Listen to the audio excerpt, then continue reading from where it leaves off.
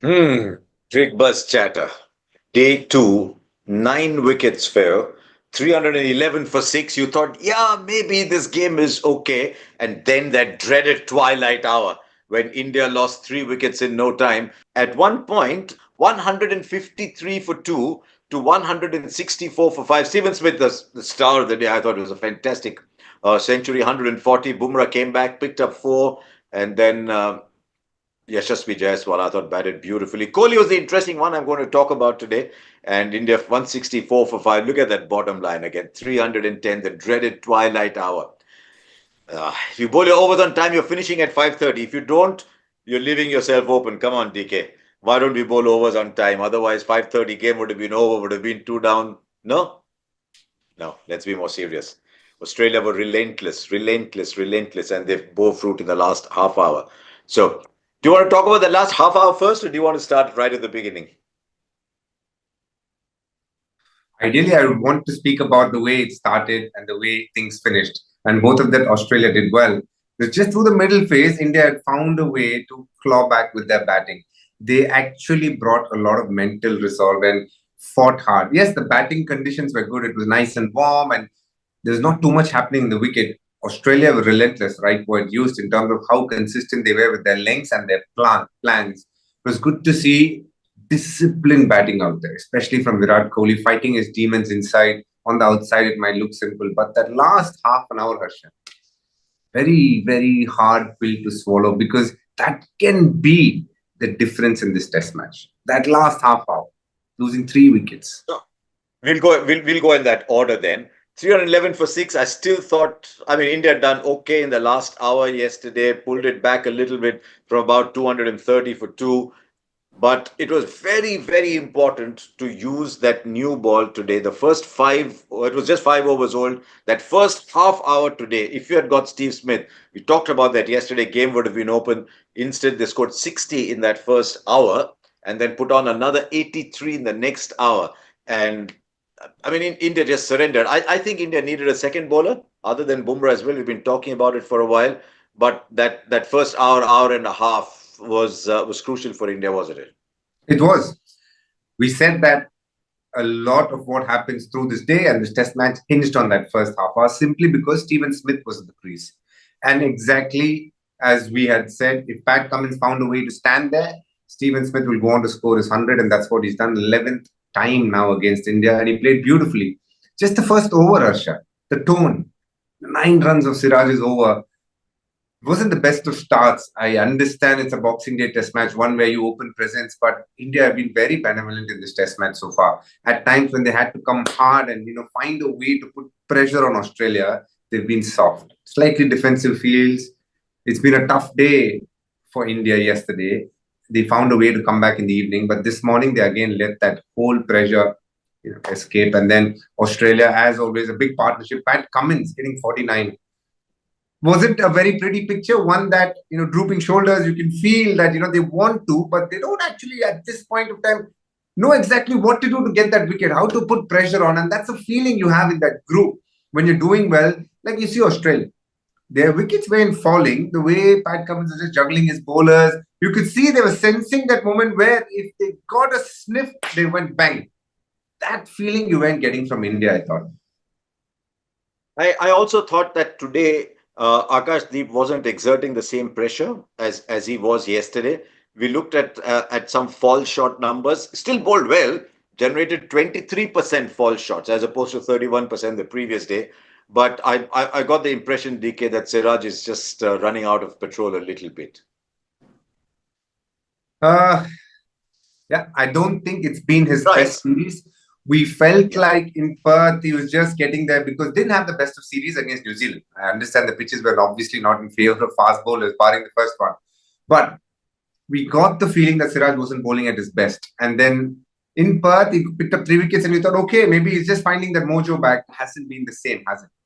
It's been 3 tests post that. This is the 4th test as we speak. And it's been but too obvious that India is too dependent on Jasprit Bumrah. We had the likes of Shami, who was there in the previous series, and that made a massive difference. You can't do what you did in the previous series every time, which is lose a lot of bowlers but still find a way to win a test match. It's not going to happen every time. We did that in the last series.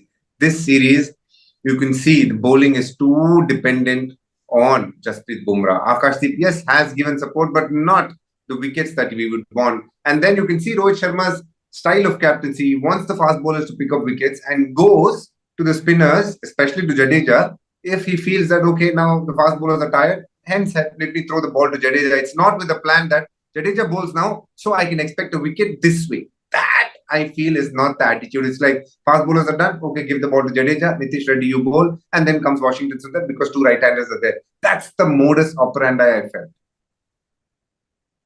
And I thought that Washington didn't bowl badly. He bowled quite well.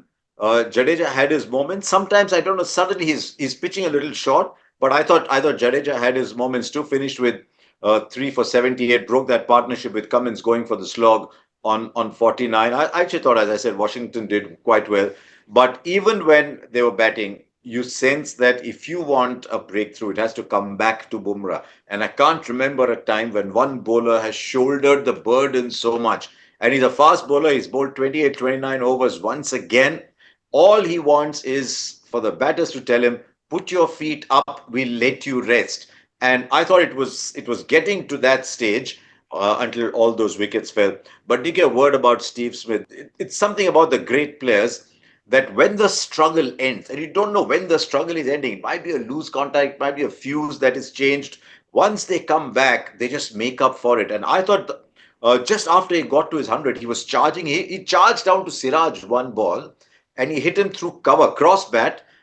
But we talk about the sound of the bat, which is often when you're playing a straight bat shot. That ball reached the boundary so fast that, I mean, he was looking good. It just required a freak dismissal. He might have gone and got 175. Yeah, he was closing in on his 10,000th run. He needed about 40 odd to get there. And everybody kind of thought that it's going to happen this game because of the way he was batting. It just felt like he was flawless up to that point.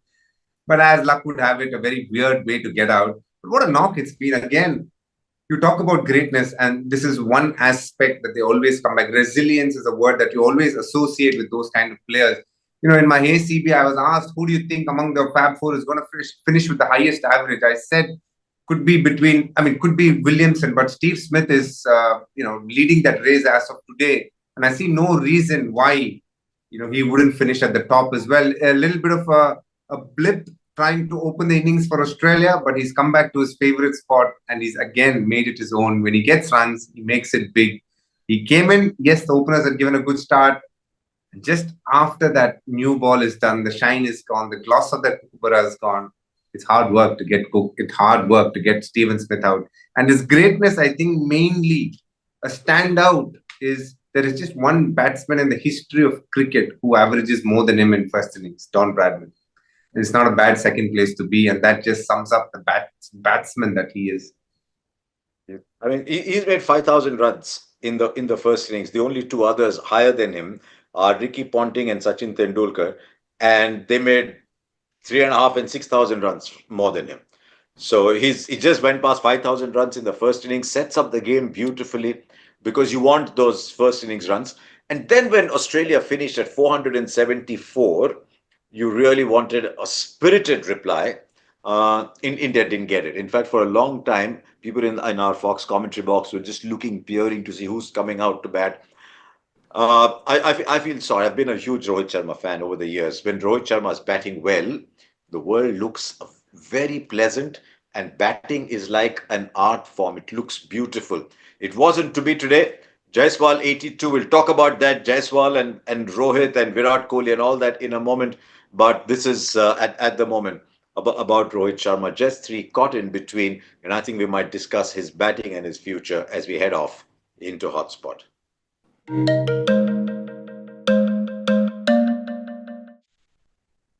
Right, I'm looking at numbers here for Rohit Sharma in our hotspot section, and 14 innings this season at an average of 11, 155 runs. Forget about the strike rate.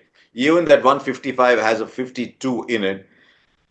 Do we start asking questions about Rohit Sharma's future? My gut feel is, of course, play him till the end of Sydney. He's got 3 innings to make a call. But today's today's dismissal, is it about clogged mind? Should I play the shot? Should I not play the shot? Am I caught in between? Because I don't think it's absence of skill. Did you also think it was maybe clogged mind or just a good ball?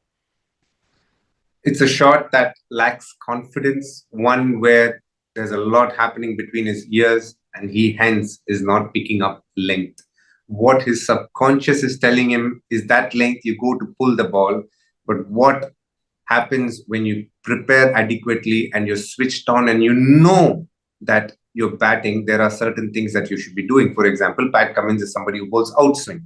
So when he's looking to pitch the ball short, you know the release, how it feels. But if it is just slightly short of length, you can't go to play that shot, which was pretty much, and that's where you hear pundits talking about nothing shot. So this was a nothing shot because even if he had connected it half decently, all he would have managed is probably the ball going to fine leg. Now, this ball had swing in it, pitched, went away, but most importantly, slightly held on him a little bit. And hence, he had to literally pull out of the shot. But batters who are in good rhythm, who are actually, the right word would be switched on and ready, would have gone and probably just seen the length and either look to cut back foot punch or leave it. Most importantly, it was not a ball that was there to pull. When you're muddled in your thoughts and when your go-to shot over the years has been a pull shot and you pick up length quickly, yes, you get into that position. But if you've prepped your mind in the lead up to the test match because you're opening, this is a shot that's avoidable. Now, muddled mind will make you commit to the shot. And this wasn't commitment to play the right shot. This was half-hearted commitment. And that led to his dismissal. And a lot of players have gone through that. When there's a lot happening, you don't look to back your plan. What your mind says and what your body does are two different things. And this happens a lot. Another example I would like to give is Rishabh Pant. I don't think he's someone who likes to bat at the fag end of the day. That's why even when he comes in, his decision making is not at its best. That's why you see a lot of times the night watchman comes in at that end, especially if the next batter is Rishabh Pant. But unluckily for him, he ends up coming, even though no matter who they send. But you can see the shot making and the clarity in thoughts is not there at that point of time. Even a Jadeja, I feel for him. Just coming in for the last 8, 9 balls is not a great. And that's when that fear, because of that, the way you move, your initial movement changes and you don't know whether to play or miss. And then you end up losing a wicket. But with Rohit Sharma, that wasn't the case. It was so much happening. But he knew he was opening. He was coming there. Pat Cummins at that ball, if he was batting well, all he would have done is just gone and let it go. Just gone, back foot. Thank you. Let the ball go past my off stump. He's seen the length and he's just committed to the pull shot, which tells me there is so much happening in his mind. Sometimes when that happens, you can be late on the ball because there's a lot happening in your mind. If Rohit Sharma is late on the ball, there's two questions that come up. Is he late on the ball because the eyes are giving way? That's a huge conclusion to draw, and I don't know if we can, because sometimes when your mind is full, in this case, Rohit Sharma's got a split second to judge length and adjust the shot. But even in our lives, normally, when there's a lot happening, you're just looking around. Should I do this? Should I do that? Should I do that? And your mind and you start to get slow. And I think that is a phase that Rohit Sharma is going through. I think we'll give it one more test match, and I will ask DK this question when we head to Sydney, maybe towards the end of Sydney, on whether he's seeing the ball a little bit late. But I'd like to hold on to that till we come to the end of this series. Like him, like Virat, I think Rohit has 3 innings to make a statement in this series. I want to talk about KL Rahul. We'll talk about Yashasvi. DK Yashasvi is looking so good. I mean, I don't know how it's looking on the screen, but he's leaving the ball so well. I think he's learning so much as he goes along. Well, you've got the numbers for Yashasvi here: 82, 118 balls. I don't think they can bowl Nathan Lyon to quickly enough because his footwork is so good. He's coming down very quickly. But at the other end, he had KL Rahul, who's doing everything right now. If you get a ball like that, DK, you've got to ask your stars, why me? Because that ball would have got Steve Smith also, I think. Yeah. So there are certain balls that's unplayable. This is one such ball, wide of the crease, looking to bowl outswing, and it comes in towards middle and leg and then pitches and leaves you. There's not much you can do. There'll be somebody probably will say you should have stretched, but whenever the ball is on the stump, you can't stretch too much. You allow the ball to come to you. Because you stretch too much, you'll get LBW. So you always allow the ball to come to you, but the ball moves away after that. Well, it's one of those things that you can't play. There are two balls which are actually sometimes unplayable. That is one. And the other one is outswing on the fourth stump. You go to leave it, it pitches and comes back in. The seam that comes back in. That also is very, very hard to play. These are two balls that, one of the toughest to play. Wide of the crease. You have to be a bad batter or in bad form for you to play that, because you'll end up going at the ball and you'll probably miss that. It was just a great ball. I mean, Pat Cummins, I mean, you could see the excitement on his face. So I felt for KL Rahul. I thought he was looking good. In fact, in many ways, he has been the best Indian batter on this series. His thinking has been decisive. His footwork's been decisive. His driving has been excellent, actually. His front foot driving has been excellent. And I mean, I thought today there was a big partnership brewing. So that much about KL Rahul. I thought Yashasvi was fantastic. He's going to be a special player, DK. He's going to be a Yeah. special player. Actually, I think there are players who can adapt and adjust, but Yashasvi is very special. He had a back and across trigger at the start of the series. Now he's going front and into the ball because he wants to negate that swing, get closer to the ball, and he'll have a better vision of where his off stump is. It's a very different art, because when you're going back, your head position, to when you're coming in front, your head positions are two different things. And he's done it really well. What I like about him is his ability to get into positions to play and lead, but most importantly, the tempo at which he bats. There's a yin and yang to it. At the start, he's maybe very sedate, steady, but once he gets going, he likes to go after. You can see there's a conscious effort to take down a line. When a Mitchell Marsh came, he wasn't thinking twice to play big shots. But I don't know. Maybe we'll speak about the run out as well. Very immature. We can go there now. Immature. We can go there. Yeah, we can go there now because he was because he has that front and into the ball movement, and he was closing in to a century. Put both together, he was ready for this. He was willing to run that single which wasn't there. This was not Virat Kohli's fault. You can look at the replay and say it is going behind, or rather the shot has been played by the batsman and hence it is Yashasvi's call. But you have to understand the situation and the tempo. So far, they have not run one single like that. So if you're constantly running like that and that's the way, then it's a mistake on Virat. But they haven't run a quick single like that where he's just tapped it straight to mid-on and run. It could have been a run out even for Yashasvi or Virat Kohli at either ends if Pat Cummins had caught it clean. But obviously, Virat Kohli turned back and saw and realized there was no single. The mistake that Virat Kohli did was not trust. But I still will say the fault is majorly with the Yashasvi, mainly because his initial movement prompted him, because he's already in motion going in front, and that made him take off for the single. But it was an immature single and one that he would definitely regret, because 100 was there for the taking. A boxing day 100 is always special. He was batting brilliantly. He was putting pressure back on them. And you knew that India could have easily gotten to 175, 180 for 2 to being 165 for 5, which is a completely different picture as we sit now. 70 for 2, game wide open, with Australia thinking, got a long day in the field. Luckily for Australia, it wasn't very hot today. In fact, you talked about the temperature. It looked bright, but it was 20, 21 degrees for a better part of the day. And suddenly, from time to time, a cold breeze would come in. So it wasn't as difficult as it was yesterday. And then when Kohli came out, I'll tell you, DK, you had to be at the ground to feel the sense of drama. Because Pat Cummins is coming off bowling that dream ball to KL Rahul. Now Virat Kohli comes into bat. Half the crowd is booing and cheering, the kind of things said about Virat Kohli here. You would have thought that he had gone and killed a few people. I actually think that would have worked in Virat's favor. You know him far, far better. I think he's in a contest now, right? He's in a confrontation. He's in a contest. He likes it. But interestingly, the moment the jeering started, there's a vast Indian section in the crowd today. And all of a sudden, they started saying, Acha? And the cheers for Kohli started. So if he was beaten, cheers. If he even hit a single, loud cheers around the ground. But you could see the drama with Cummins bowling to Kohli.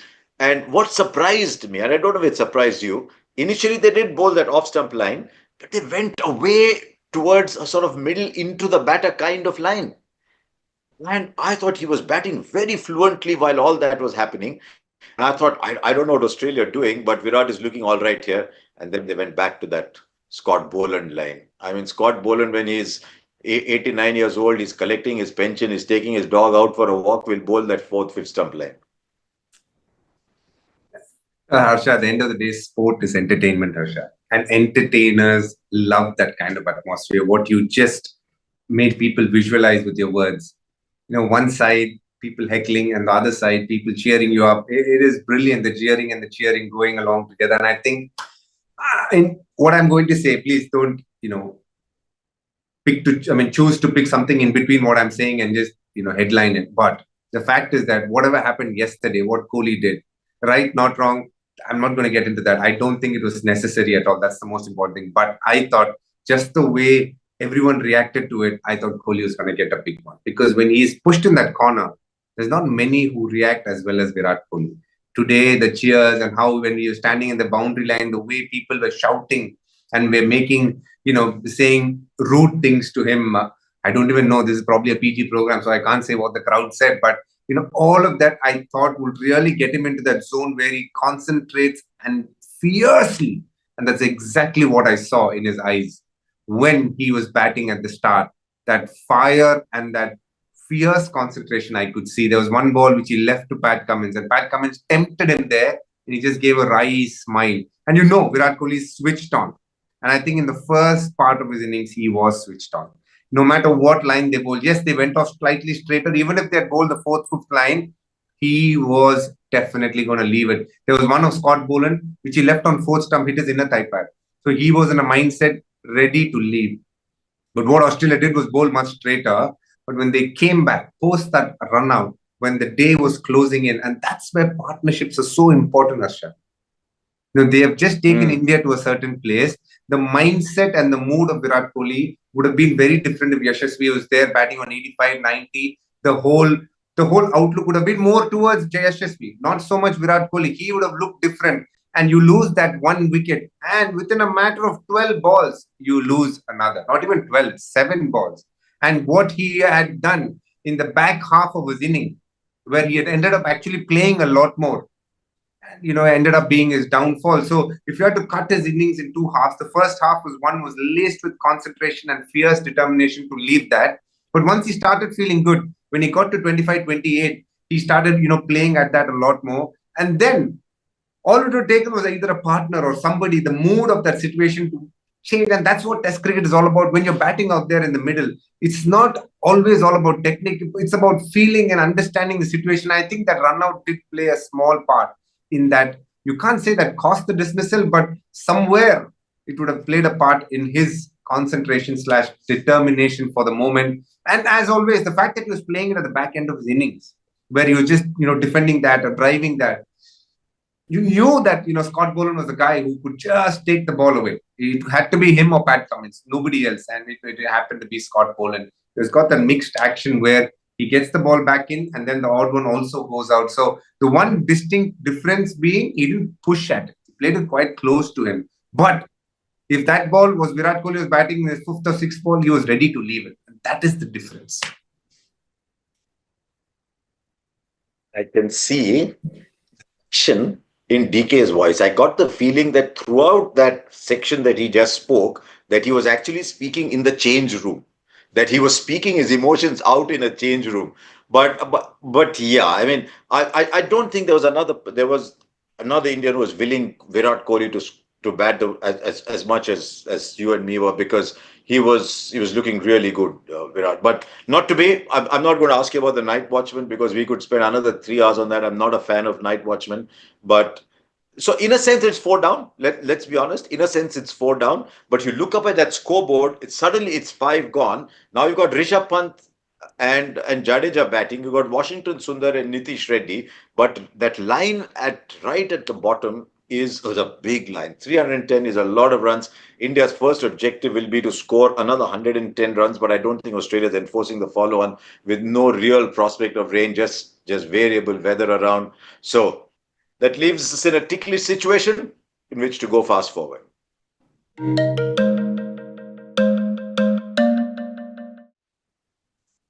don't know about you, DK. I've always believed that every situation in life is an opportunity.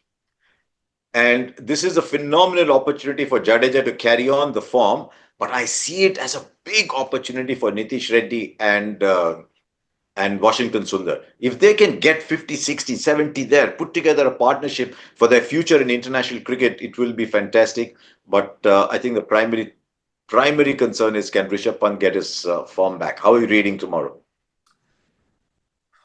It's not going to be easy, Harsha. But the only good thing is the pitch is, behaving a little hard at the start for the batters. But as the day rolls on, it gets much better to bat on day three. Yes. Definitely after the first hour is going to be very, very good. What's going to be key again, like how it was India's bowling under the scanner, is going to be India's batting. And in many ways, the choice of 11 that's going to be tested tomorrow. Because they have backed two spinners because they wanted to bat till 8. Now that's come bang in the discussion point, because that's going to be let loose tomorrow. Whether that's going to be exposed early in the day or around lunch and tea is going to determine how this test match is going to progress. But you can definitely see that Australia is very much having the upper hand. And with their way they're bowling, the relentless lines that they seem to be consistently hitting, it's not going to be easy. But this has been the best batting pitch so far. And that should give a lot of confidence to the batters who are in the middle, one who needs scores, one who's just coming off a good score, and a couple of others who've shown a lot of promise in the series with the bat. Without doubt, the best batting conditions. In fact, the numbers we were looking at before the start of this game showed that in the last 6, 7 years, after that very slow track in which some people think that Alistair Cook is still batting, he just batted and he batted and he batted. He might still be batting. He continued batting for Essex for so many days. They changed the surface, and after that, it has been the lowest scoring pitch in terms, as we said, runs per wicket in all of Australia. But this is a fantastic. It's a really good batting surface. All the people who play here say second and third day are the best batting days on this surface. So if India can get those, but And also, it Harsha, reached too far. if India want to justify the 11 that they've chosen tomorrow, and batting deep becomes a very important part of it, because that's when the spinners can come in.